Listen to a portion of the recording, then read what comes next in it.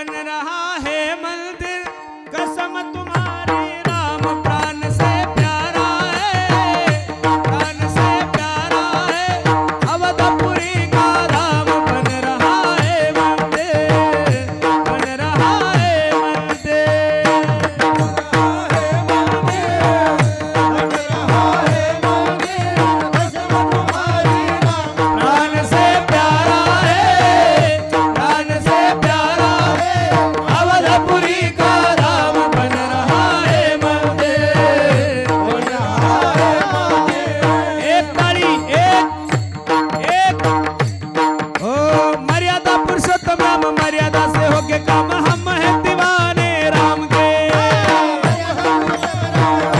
Okay काम हम है दीवाने राम के। हो राम जी की डोली चले बोले बजरंग बली भक्ति अयोध्या धाम के, राम जी की डोली चले बोले बजरंग बली भक्ति अयोध्या धाम के। हो राम जी का मंदिर बने खुशियों का दीप जले होगा नहीं नाका बन रहा है मंदिर, कसम तुम्हारी राम राम से प्यारा है, राम से प्यारा है अवधपुरी का राम बन रहा है मंदिर, बन रहा है मंदिर। प्रभु रामचंद्र भगवान की जय, प्रभु रामचंद्र भगवान की। देवाचं चरित्राचे जे उच्चारणीय खरं सांगू का महाराज, भगवान श्रीकृष्णाच्या चरित्राचा फक्त उच्चारण करा, आचरण करू नका। त्यानं 6व्या दिवशी पुतनेचं विष पेलं होतं। तुम्ही 100 ग्रॅम एंडोसल्फान घेऊन बघा, जगले तर मग 10 बायका मी सोयरिकी करतो, तुम्ही ताण नका घेऊ, फक्त घेऊन पाहा ना, स्टिकरचं घ्या, ते बी मस्त चहात उकळून वगैरे मस्त कपभर घ्या, झोपून राहा। जर जगले तर मग लग्न करा। त्याला 16,108 बायका होत्या, प्रत्येकीला मुलं होते, तरी शास्त्रकार त्याचं वर्णन करत असताना सांगतात, तुका मने नटधारी भोग भोगुनी नवल केवडे केवडे नकळे कान्होबाचे कोडे। भगवंताच्या अवतारामध्ये जरी तुम्हाला 16,108 बायका दिसत असेल तर त्या पत्न्या नाहीये, 16,100 उपासना कांडाचे मंत्र आहे, आणि 8 ज्या आहेत त्या 8 महासिद्धी आहे, भूमी जल वायू अग्नी, हे सगळं तुम्हाला सर्व ज्ञात आहे। आणि खरं सांगू का, ह्या पत्न्या नाहीये, हे सर्व ऋषी आहे। ज्यावेळेस प्रभू रामचंद्राच्या चरणस्पर्शाने अहिल्याची शिळेची अहिल्या झाली ना, त्यावेळेस ऋषी लोक म्हणू लागले, आता तर काही आपल्याला कोणी तशा बायका देत। आणि आपण तर असं ऐकलं की प्रभू रामचंद्राचा चरणस्पर्श दगडाला झाला की दगडाची काय होती, बाई होती। मग प्रत्येक ऋषीने एक एक दगड घेतला। मग आता जो बुटका ऋषी त्यानं बुटका दगड घेतला, जो गपक्या महाराज आहे त्यानं गपक्या दगड घेतला, जो लंबुळा महाराज आहे त्यानं लंबुळा, आणि दगड डोक्यावर घेऊन चालले होते प्रभू रामचंद्र। लक्ष्मणजी बसलेले असताना सीताई साहेब बसलेले, लक्ष्मणाला वाटलं नक्की हे अतिक्रमण करायला आले, आक्रमण करायला आले आपल्यावर। प्रभू रामचंद्राचं ते गोड स्वरूप पाहिल्यानंतर प्रभू रामचंद्राला पाहून म्हणणार होते, देवा या दगडाच्या आम्हाला बायका द्या, पण प्रभू रामचंद्र बांधलेले असल्यामुळे एक बाणी एक वचनी एक पत्नी। प्रभू रामचंद्राने सरस्वती आई साहेबाला सांगितलं, सरस्वती आई साहेब माझ्यावर कृपा करा, तुम्ही त्यांच्या जिभेवर जा। म्हणायला आले होते आम्हाला बायका द्या, पण भगवंताचं ते गोड स्वरूप पाहिल्यानंतर ते सगळे ऋषीमुनी म्हणले, हे बघा आम्हाला बायका करून घ्या। आणि ते ऋषी म्हणजे ह्या 16,108 पत्न्या आहे महाराज। भगवंताचं चरित्र 2 बाजूने जर विचार केला तर काही गोष्टी तुमच्या आणि माझ्या लक्षात येईल।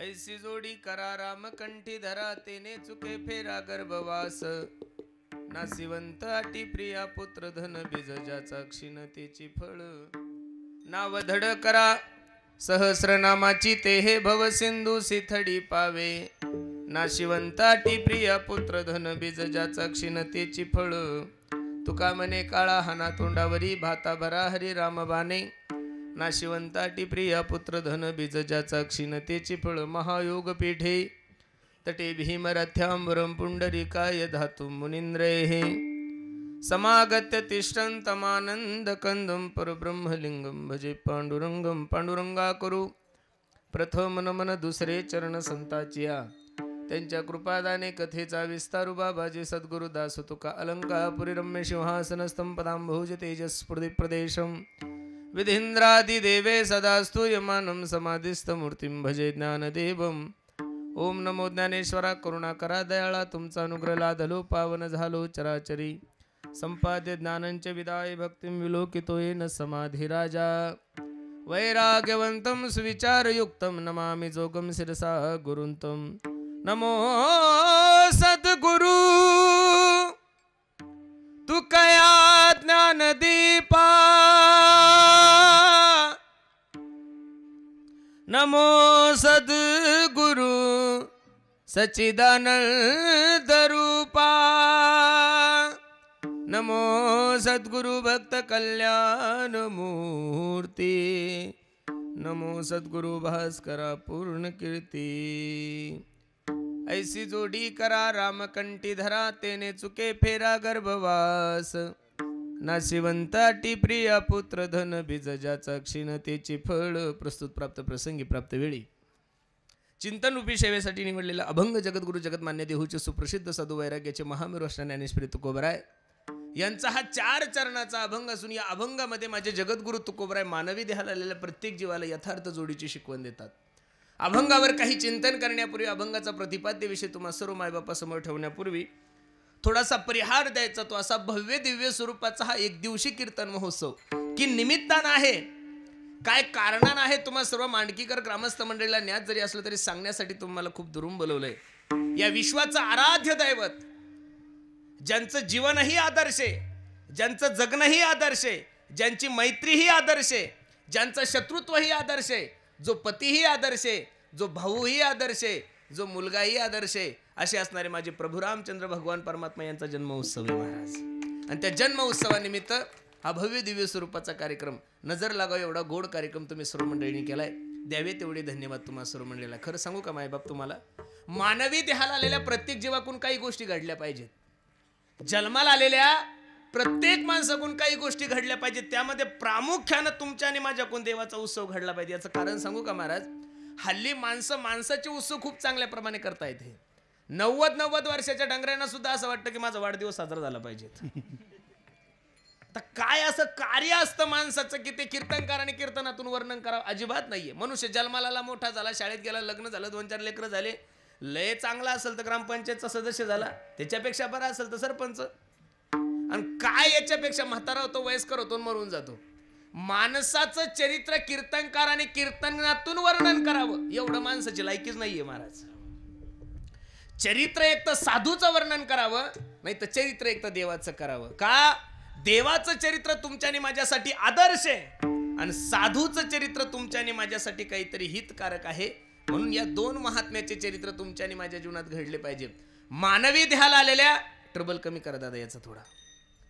मानवी देहाला आलेल्या प्रत्येक जीवाकडून देवाचा उत्सव घडला पाहिजे. प्रभू रामचंद्राचा जन्म उत्सव साजरा करणे हे तुमचं आणि माझं कर्तव्य नाहीये. प्रभू रामचंद्राचा उत्सव साजरा करणं हे तुमच्या आणि माझ्या सर्व हिंदू बांधवाचा धर्म आहे. कोणता आहे? धर्म आहे. मला आनंद वाटतो महाराज सध्या जर तुम्ही महाराष्ट्राचा या देशाचा सर्वे केला ना तर छत्रपती शिवाजी महाराजाची जयंती असेल, गुढीपाडवा असेल, रामनवमी उत्सव एवढ्या थाटामाटात महाराष्ट्र साजरा करतोय, देश साजरा करतोय. अख्खा महाराष्ट्र नव्हे, अख्खा जिल्हा नव्हे, अख्खा देश नव्हे, अख्खं विश्व या दिवशी भगवामय झालं. याचं कारण फक्त आपण हिंदू मंडळी आहोत महाराज. केला पाहिजे. ज्या विश्व मालकाने तुम्हाला या विश्वामध्ये जन्माला घातले त्या विश्व मालकाच्या उपकारातून ऋणी होण्यासाठी आपण गोकुळाष्टमी साजरी करतोय, आपण दत्त जयंती साजरी करतोय, आपण महाशिवरात्र साजरी करतोय. त्याचा उत्सव तुम्ही जीवनामध्ये केला पाहिजेत. महाराजांचं प्रमाण किती गोडी ऐका. जेने हा जीव दिला दान, जेने हा जीव दिला दान, दयाचे करीन चिंतन, दयाचे करीन चिंतन, जग जीवन नारायण, जग जीवन नारायण, काही न गुण तयाचे, काही न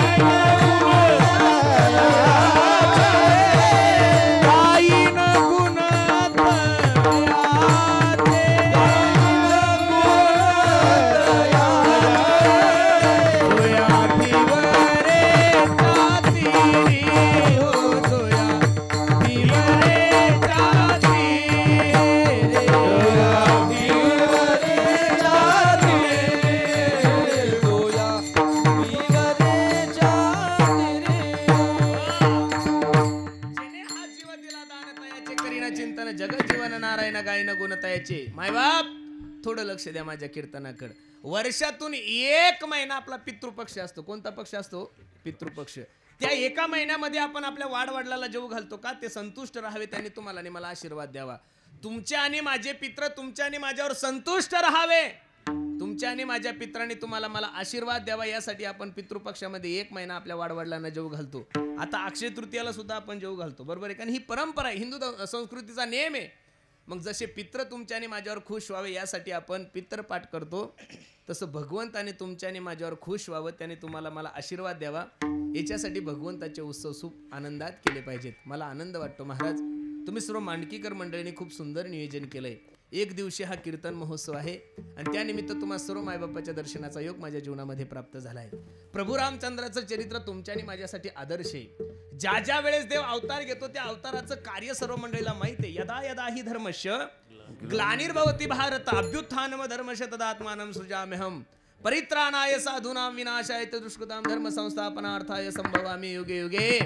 ज्या ज्या वेळेस या धर्मावर ग्लानी येते, ज्या ज्या वेळेस या धर्मावर संकट येतं, त्या त्यावेळेस माझा भगवान परमात्मा अवतार घेतो. भगवद्गीतेमधलं तुम्हाला उदाहरण दिलंय. दुसरं उदाहरण मी तुम्हाला तुलसीदासजी देतो, किती गोड आहे ऐका. हो जब जब होए धर्म की हानि बाढ़ही असुर अधम अभिमानी. राम सिया राम जय जय राम. तब तब धरी प्रभु विविध शरीरा हरहि कृपा निधि सज्जन पीरा. राम सिया राम जय जय राम. श्रीराम जय जय राम. ज्या ज्या वेळेस या धर्मावर ग्लानी येते, ज्या ज्या वेळेस या धर्मावर संकट येते, त्या त्यावेळेस माझा भगवान परमात्मा अवतार घेतो. 2 पुरावे तुम्हाला मी दिले. भगवान श्रीकृष्ण अर्जुनाला गीतेच्या 4थ्या अध्यायामध्ये सांगतात 1 पुरावा, दुसरा तुलसीदासजी तुम्हाला रामायणात सांगतात 2रा पुरावा, आणि 3रा पुरावा घ्या. धर्म रक्षावया अवतार घेसी. धर्म रक्षावया अवतार घेसी. धर्म रक्षावया अवतार घेसी. धर्म रक्षावया अवतार घेसी. धर्म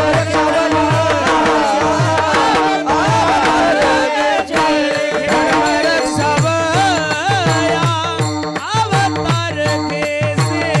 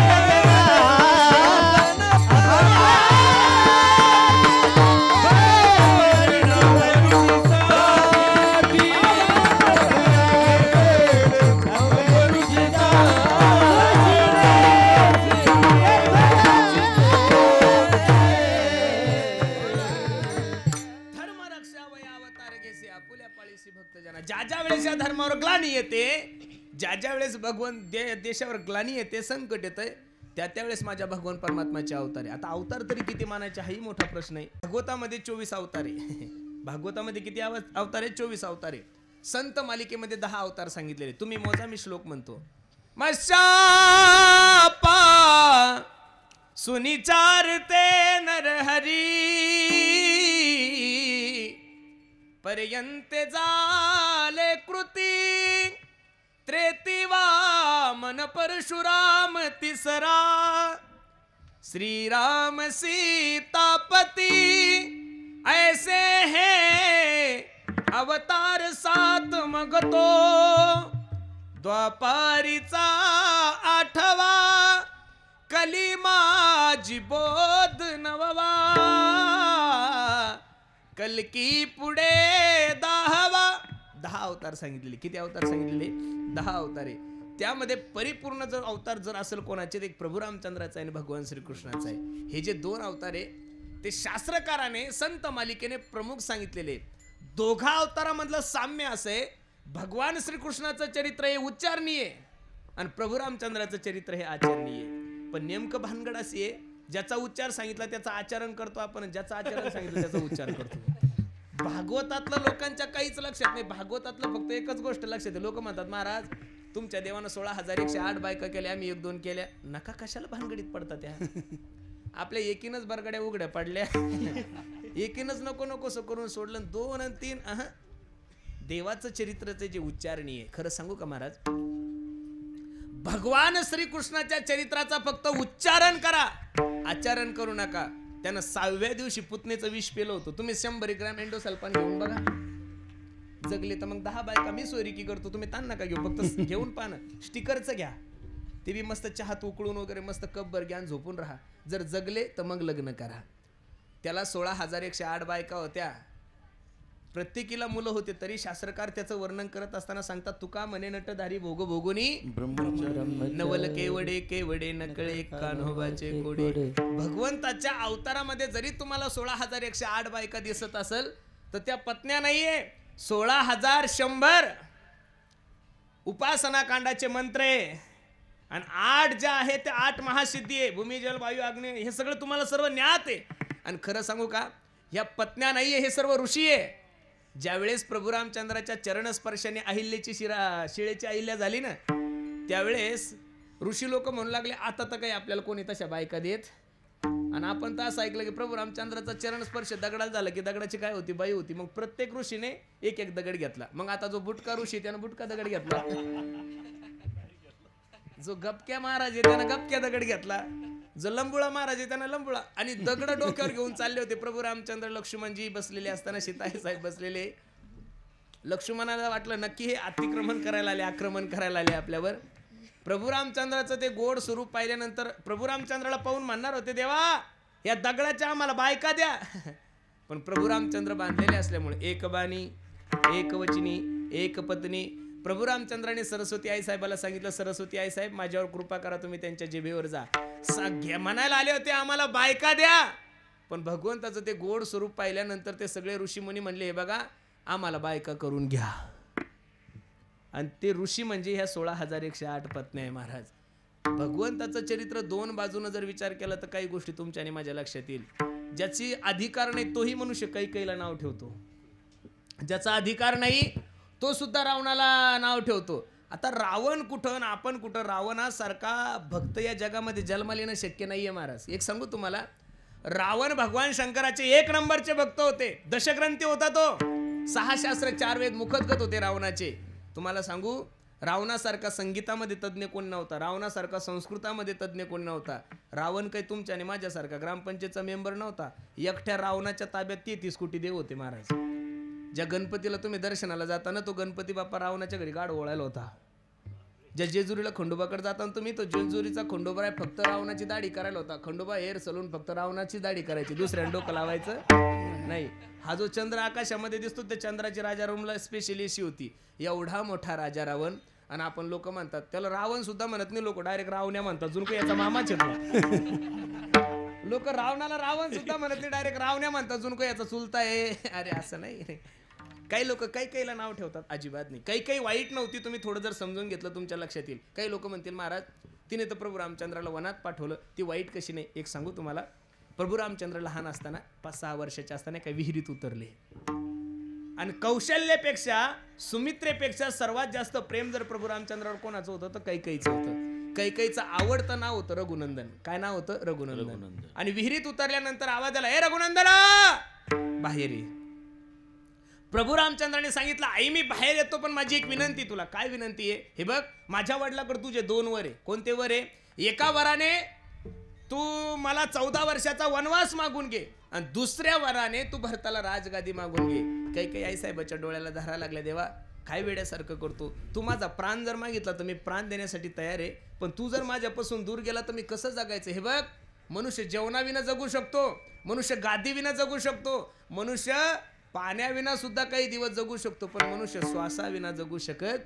आणि रामा तू माझा श्वास आहे रे, तू जर मला सोडून गेला तर कसं जगायचं मी. प्रभू रामचंद्र म्हणतात आई तू जर हे मागणं नाही मागितलं तर जंगलामध्ये हनुमंतराय आहे, जटायू आहे, असे अनेक भक्त माझा वाट पाहत आहेत, शबरी माता आहे, मी जर वनात गेलो नाही तर त्यांचा उद्धार होणार नाहीये. पण रामजी हसले आणि कैकेयीला सांगू लागले, कैकेयी काय दादा, ए आई काय रे रामा, पण तू जर हे वर मागून घेतलं ना माय तर लोक तुला खूप नावं ठेवतील ग, तुझं नाव सुद्धा या समाजामध्ये कोणी ठेवणार नाही. इथं जेवढ्या काही माझ्या आई बहिणी आलेल्या आहे मायानो, खरं सांगा एखादी तरी माय माऊली अशी आहे का तिचं नाव कैकेयी आहे तुमच्यामध्ये कोणी? एखादीचं कार्य असू शकतं तसं नाव नसल.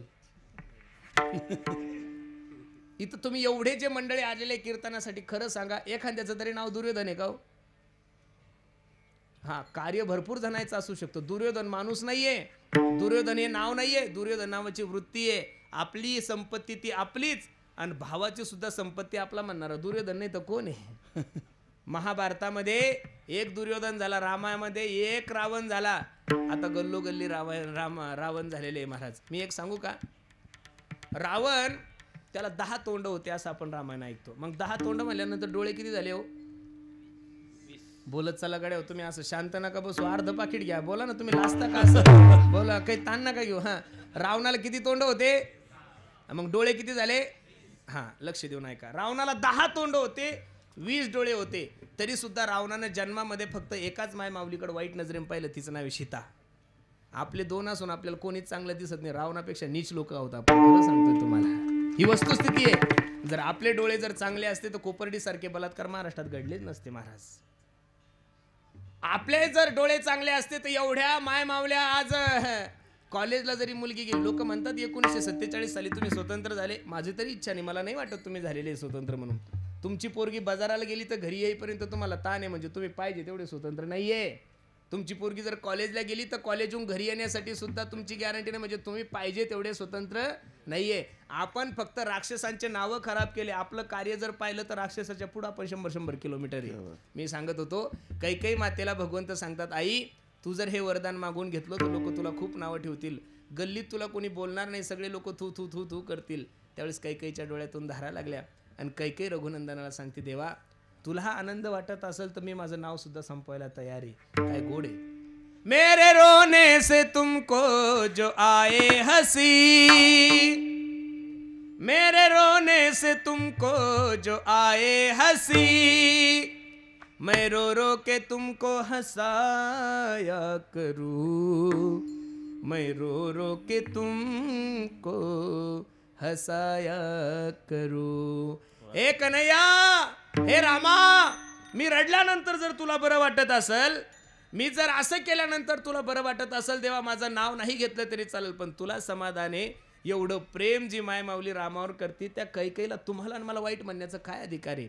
म्हणून प्रभू रामचंद्राचं जे चरित्र आहे ना महाराज, ते तुमच्यानी माझ्यासाठी आदर्श आहे. मी तर दररोज कीर्तनातून सांगतोय, प्रभू रामचंद्राचं चरित्र म्हणजे मंदिरातल्या देवतेची कथा नाहीये.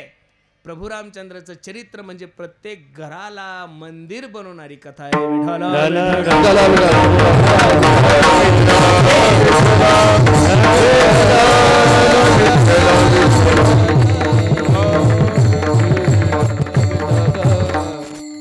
भगवंताचा अवतार भगवान श्रीकृष्णाचं चरित्र तुमच्या आणि माझ्यासाठी उच्चारणीय आहे आणि प्रभू रामचंद्राचं चरित्र तुमच्या आणि माझ्यासाठी आचरणीय. बसणारे मंडळी, दशमस्कंदाच्या अगोदर नवमस्कंद का आला? कधी विचार करा. जोपर्यंत प्रभू रामचंद्राचा आचरणाचा चष्मा तुम्ही आणि मी परिधान करणार नाही, तोपर्यंत माझ्या भगवान श्रीकृष्णाच्या लीला तुम्हालाही कळणार नाही, मला सुद्धा कळणार नाही.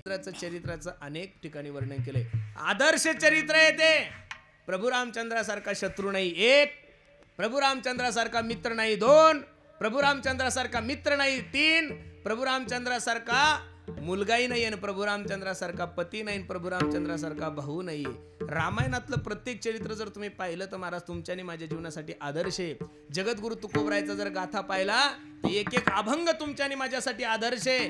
अरे माणसानं धंदा कसा करावा हे सुद्धा तुकोबराने गाथ्यात लिहून ठेवलंय. मुद्दल आता तोटा ऐसा खोटा, कोरोनाच्या काळामध्ये ऑक्सिजनची गरज तुम्हाला आणि मांडला पडली, तेव्हा लोकांना कळलं की झाडं गरजेचे.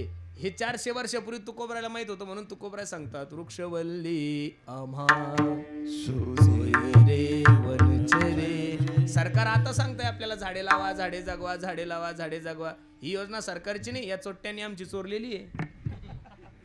हे एवढी बुद्धिमान आहे योजना राबवायला. अरे पीएनं देऊन लिहून दिलेलं भाषण यांना वाचता येत नाही, हे काय योजना राबवणार आहे महाराज? हे सगळं आमचं चोरलेलं आहे या लोकांनी. यांच्याकडे एवढी बुद्धीच नाही, हे प्रारब्धानं मोठे झालेले. हे काही आकलीनं मोठे नाही लोक. हे या देशामध्ये चाललंय म्हणून चाललंय. जाऊ द्या. किती वाईट आहे देशाच्या काही गोष्टी. वाईट वाटतं महाराज मला. IAS होण्यासाठी, IPS होण्यासाठी माणसाला 16 तास अभ्यास करावा लागतो. किती तास अभ्यास करावा लागतो? 16 तास. आमच्या रूमवर आळंदीला एक पोरगं होतं महाराज, ती MPSC UPSC ची परीक्षा देतो. त्याला मी कधी हसताना पाहिलंच नाही. चरणसिंग दादा, ते कधी मोबाईल नव्हता त्याच्याकडे, कधी बोलत नव्हतं, कधी आमच्यासोबत दर्शनाला येत नव्हतं. उठलं की अभ्यास, उठलं की अभ्यास, उठलं की अभ्यास. IAS होण्यासाठी, IPS होण्यासाठी 16 तास, 17 तास, 18 तास अभ्यास करतात. IAS झाले, IPS झाले, मोठ्या पोस्टवर गेले आणि त्यांचं नशीब एवढं खराब असतं. IAS झालेल्या अधिकाऱ्याला 12वी फेल पुढाऱ्याचं सल्यूट मारावं लागतो. काय मी खरं सांगू का तुम्हाला, क्षेत्र कोणतंही असू द्या गड्यावर, त्या लोकात तिथं चांगलेच लोक पाहिजेत. हे यंगरट लोक कुठंच नको महाराज. कुठंच नको. आता 45% जर आपल्या संभाजीनगरचा कलेक्टर झाला, काय दिवे लावणार तो जिल्ह्यात महाराज? अजिबात नाही. परमार्थात सुद्धा येडे नको. पंढरपूरच्या वारीला तुम्ही गेले का? पंढरपूरच्या वारीला सरकार एवढी सुंदर योजना राबवतं. प्रत्येक ठिकाणी टॉयलेटसाठी त्या संडास बाथरूम बांधलेले असतात, बरोबर आहे का नाही? तिथं बकेट ठेवलेली असते, ड्राम ठेवलेला असतो, टँकर ठेवलेले असते. हे बावळे तिथं जायचं तर मागून जाऊन हाकतात, एवढे येडे. आणि मग फायदा काय अशा लोकांचा? काहीच नाही. सुशिक्षितच माणूस पाहिजेत महाराज. यंगरट संसारातही नको, यंगरट राजकारणातही नको, यंगरट परमार्थात तर अजिबात नको महाराज. काय गाळवांशात खाल्लं पाप ना पुण्य, ठीक आहे, करता वारी चांगलं आहे, ज्ञानोबराय तुकोबरायची सेवा करता, त्याविषयी माझं काही दुमत नाही. अरे पण सरकारने तुमच्यासाठी योजना राबवलेल्या आहे ना. आमच्या दिंडीत मागच्या वर्षी एक येडा लिफ्ट मध्ये संडास केली होत्या ना, त्या नगरसेवकांनी सांगितलं परत जर दिंडीत मुक्कामी आणली तर तुम्ही आणि मी म्हणजे. काय मुक्कामच संपला ना. त्या बिचाऱ्यानं 5 टॉयलेट ठेवलेलं होतं, टँकर ठेवलेलं होतं, सगळं ठेवलेलं होतं, 2 माणसं होते पाणी देण्यासाठी. हे बघा इथं जा, काही फायदा नाही. येडा माणूस कुठंच कामाचा नाही महाराज. तुम्ही बघा ना, बाकीच्या ठिकाणी तुम्ही श्री श्री रविशंकरजींच्या आश्रमामध्ये गेले ना महाराज, तर तिथं झाडून घेण्यासाठी MBBS डॉक्टर आहे, तिथं झाडून घेण्यासाठी फॉरेनर लोक आहे. तुम्ही जाऊन पहा बँगलोरला. तुम्ही जर इस्कॉन मध्ये गेले ना, तर तिथं IT पार्कचे जेवढे काही अमेरिकेतले लोक आहे. आपण देवाला बसतो यात काय नवल आहे महाराज. ज्या देशामध्ये देवच मान्य नाही अशी असणारी अमेरिका नगरी, तिथले लोक सुद्धा त्या याच्यामध्ये. कारण काय, हुशार माणसाला काही गोष्टी कळतात, काही काहीला काहीच कळत नाही. म्हणून एक सांगू तुम्हाला, जीवनामध्ये जीवन जगत असताना काही गोष्टीचं निश्चित माणसाने निरीक्षण केलं पाहिजे. विढाला विढाला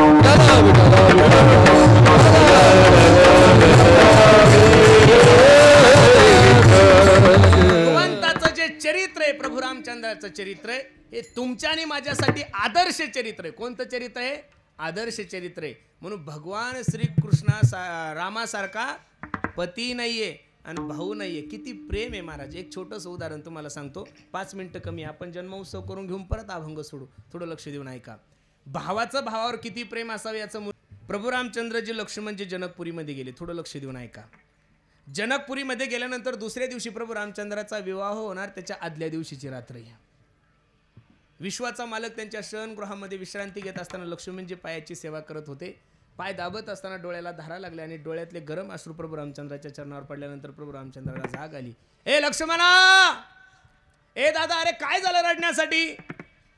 काही नाही प्रभू. जसे जसे प्रभू रामचंद्रजी विचारत होते तसं तसं लक्ष्मणजीचं रडणं वाढत होतं. ए सांग ना दादा, तुला बाबाची आठवण आली का? तुला सुमित्रा मातेची, कौशल्या मातेची आठवण आली का? नाही नाही नाही, काहीच नाही प्रभू. मग रडतो का? जसे जसे प्रभू रामचंद्र विचारायचे तसं तसं लक्ष्मणजीचं रडणं वाढत होतं. लक्ष्मणजीने दबक्या आवाजामध्ये प्रभू रामचंद्रजीला सांगितलं, प्रभू उद्या तुमचा विवाह होणार आहे. हो, तुम्ही सीताई साहेबाच्या गळ्यामध्ये वरमाला घालणार आहे, सीताई साहेब तुमच्या गळ्यामध्ये वरमाला घालणार आहे. हो, तुम्ही सीताई साहेबाच्या गळ्यामध्ये मंगळसूत्र घातल्यानंतर तुमच्या शरीरावर कोणाचा अधिकार होणार आहे? सीताई साहेबाचा. उद्या रात्री मी 10 वाजता ठरवलं ना प्रभू, तरी तुमच्या पायाची सेवा करू शकणार नाही, याचं दुःख माझ्या अंतकरणामध्ये. विषय थोडा लक्ष देऊन ऐका दादा. एक भाऊ आपल्या भावाची सेवा भेटत नाही म्हणून रात्रभर रडणारा लक्ष्मण कुठं? एक भाऊ आपल्या भावाची सेवा भेटत नाहीये म्हणून रात्रभर रडणारा लक्ष्मण कुठं? आणि आज अर्ध्या एक एकरासाठी भावाचे कुऱ्हाडीनं खून करणारे भाऊ कुठं? कधी कधी तर असं वाटतं नेमकं रामायण आपल्या महाराष्ट्रात देशात जन्माला आलं का दुसऱ्या देशामध्ये जन्माला आलं होतं? रामायण असेल, भागवत असेल, महाभारत असेल, हे तुमच्या आणि माझ्यासाठी आदर्श चरित्र आहे. म्हणून प्रत्येकाने ते चरित्राचं श्रवण करा. निश्चित तुमच्या संसारामध्ये मंगलता प्राप्त झाल्याशिवाय राहणार नाही. विठ्ठल विठ्ठल. आपण जन्माचा अभंग घेऊ. जन्माचा अभंग झाल्यानंतर 2 मिनिटं प्रभू रामचंद्राचं चिंतन करू, पुष्पवृष्टी करून नंतर अभंग सोडू. हा उत्तम हा चैत्र मास, उत्तम हा चैत्र मास, उत्तम हा चैत्र मास, उत्तम हा चैत्र मास. ऋतू वसंताचा दिवस, ऋतू वसंताचा दिवस. फुलं वाटा, फुलं फुलं सर्वांनी वाटा. वसंताचा दिवस, वसंताचा दिवस, ऋतू वसंताचा दिवस. शुक्ल पक्षी नवमी, शुक्ल पक्ष ही नवमी, शुक्ल पक्ष ही नवमी, शुक्ल पक्ष ही नवमी. उभे सरवर ते योमी, उभे सरवर ते उमी.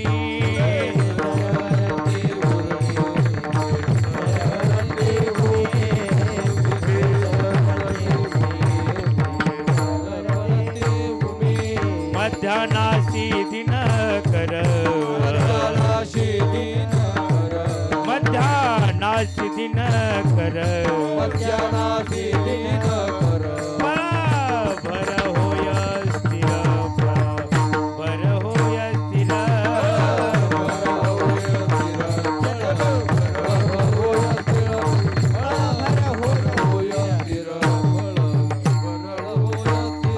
धन्यमित त्रिभुवनी,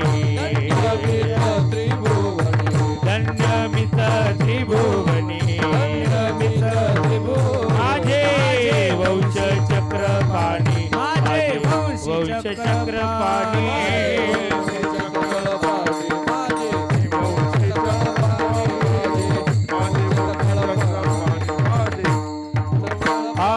सुभोषित दायी दिशा, आनंद नर नारी शेषा, आनंद नर नारी शेषा.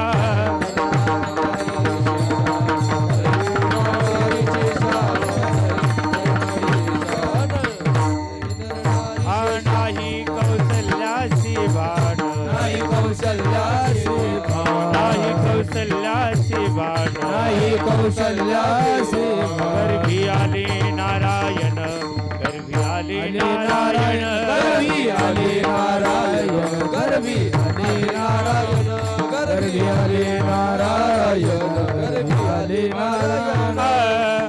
आयोनी संभव, आयोनी संभव, आयोनी संभव,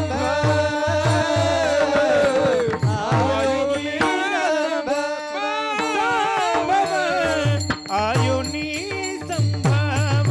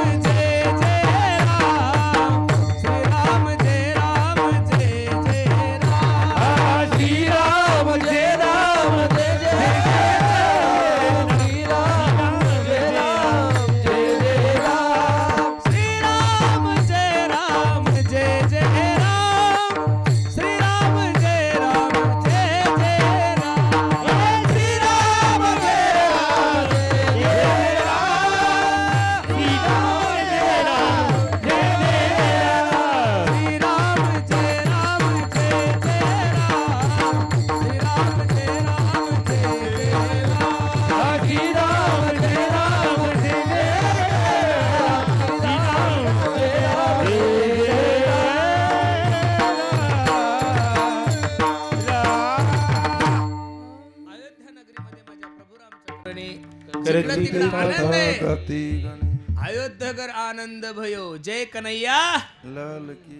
प्रभू रामचंद्राचा जन्म खूप आनंदात झालाय. लक्ष देऊन ऐका. खूप अभंग मी सोपा तुमच्या सेवेसाठी घेतलेला आहे. या अभंगामध्ये माझे जगद्गुरु तुकोबराय तुम्हाला आणि मला जोडी करायला सांगतात. लक्ष देऊन कीर्तन ऐका. मानवी देहाला आलेल्या प्रत्येक जीवनामध्ये काहीतरी जोडी केली पाहिजे. संसाराची जोडी करतोय ना आपण. एवढं गोड नियोजन तुम्ही सर्व मांडकीकर मंडळींनी केलंय. एवढा सुंदर माईक आहे, जेवण आहे, सर्व हे मंडप वगैरे सगळं हे जे दिसतंय हे एका दिवसाचं नियोजन आहे का बऱ्याच दिवसाचं नियोजन आहे? बऱ्याच दिवसाचं आहे. अख्ख्या संभाजीनगरला बायपासला गावामध्ये सगळीकडे तुमचे बॅनर आहे, बरोबर आहे का नाही? हे एका दिवसाचं नियोजन आहे. सर्व तुम्ही तयारी केली. तयारीला जोडी म्हणतात. काय म्हणतात? जोडी. शेतं पिकवायचं कसं याची जोडी करतो. घर कसं बांधायचं, बंगला कसा बांधायचा, गाडी कोणती घ्यायची. मुलगी जन्माला आल्यानंतर तिला शाळेत नंतर टाकतो, पहिली तिची पॉलिसी काढतो, माझ्या पोरीच्या लग्नाचं कसं होईल. मग 21 वर्षाची तयारी जर तुम्ही 6 महिन्यापासून करत असाल तर जीवनामध्ये आपण मरणार आहोत याची कधी तयारी करणार आहे तुम्ही? तुम्ही म्हणसाल महाराज मरणाची काय तयारी? हो, एक क्षण सुद्धा माझ्या भगवंताच्या चिंतनाविना वाया न जाणं ही तुमच्या आणि माझ्या मरणाची तयारीची. श्वास श्वास पर कृष्ण भजी वृद्धा सासना खोय, ना जानेस श्वास की आवन होय न होय. आणि ती तयारी काय आहे, ती जोडी काय आहे? जगद्गुरु तुकोबराय अभंगाच्या पहिल्या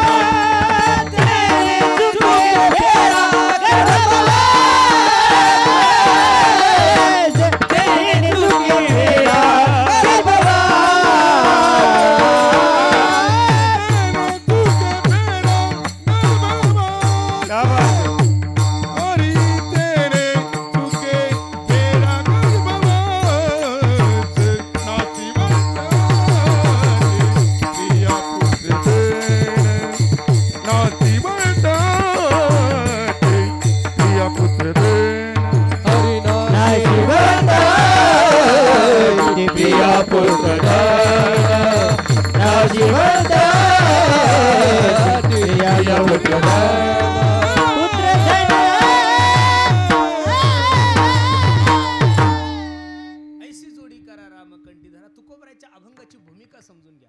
तुकोबराला असंही म्हणता येत होतं ऐशी जोडी करा आणि मसोबा कंठीधरा, अजिबात नाही. ऐशी जोडी करा आणि बिरोबा, अजिबात नाही. तुकोबराने या साध्या सुध्या देवाला प्राधान्य दिलंच नाही. शेंदरी हेंदरी दैवते, कोणती पूजी भूते खेते, आपल्या पोटाशी रडते मागते सीते अवधान. खरं सांगू का महाराज तुम्हाला, प्रभू रामचंद्र भगवान श्रीकृष्ण हे 2 देव आपले आराध्य दैवते. बाकीच्या देवाला तुम्हाला जायची काही गरज नाही महाराज. हे 2 देव आले की बाकी सगळे आले. हत्ती के पाव में बाकीचे उपवास तुम्हाला करायची गरजच नाही. एकादशी केली की सर्व आले.